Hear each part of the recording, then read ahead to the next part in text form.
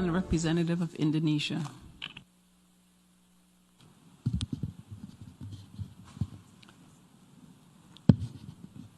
Madam President, I'm taking the floor to exercise Indonesia's right of reply to the statement made by Vanuatu.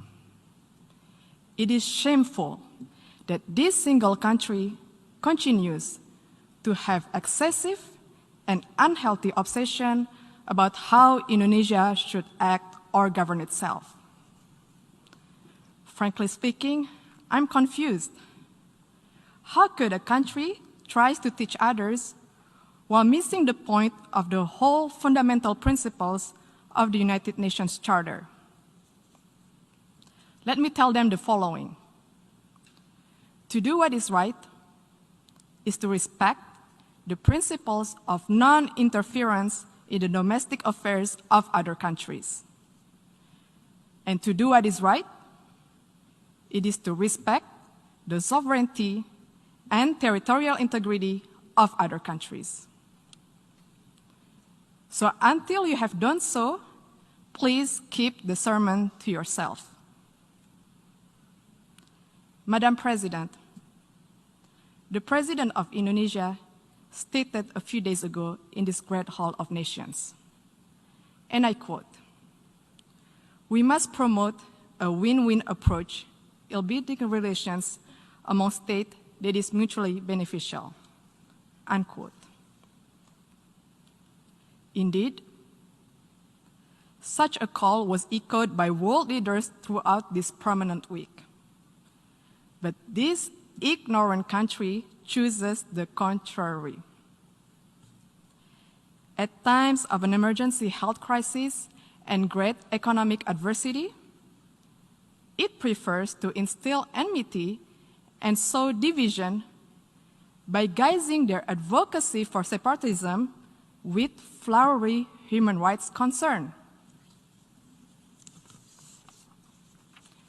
Indonesia, comprising of more than hundreds of ethnic groups, a diverse and multicultural nation with thousands of tribes and hundreds of local languages, spreading across more than 17,400 islands, is committed to human rights. We value diversity, we respect tolerance, and everybody has the same right in this third largest democratic country in the world. We have also promoted and protected human rights where each individual has the same rights under the law.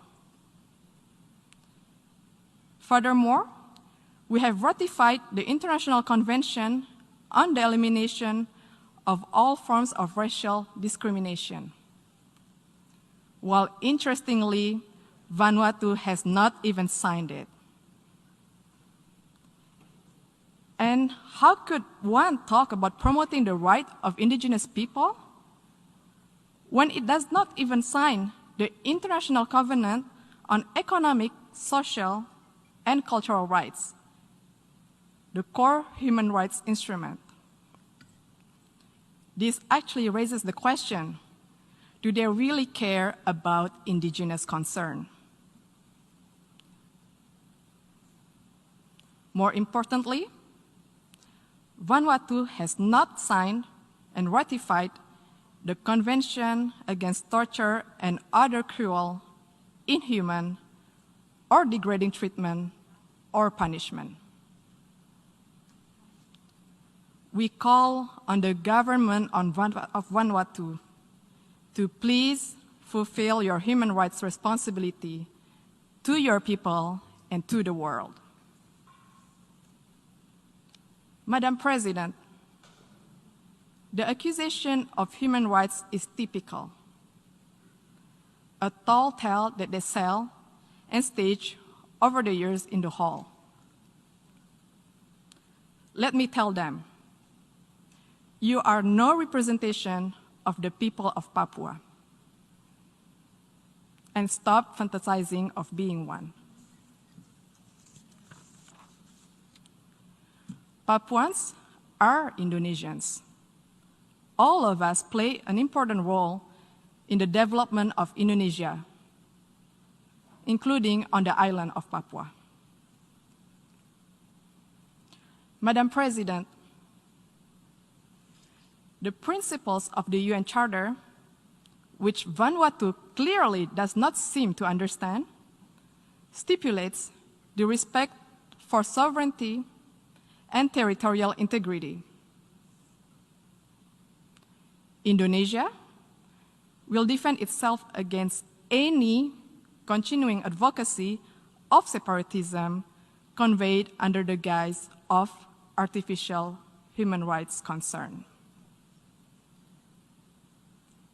The provinces of Papua and West Papua are irrevocable parts of Indonesia since 1945. It has also been firmly endorsed by the United Nations and the international community decades ago. It is final, irreversible, and permanent. I thank you, Madam President.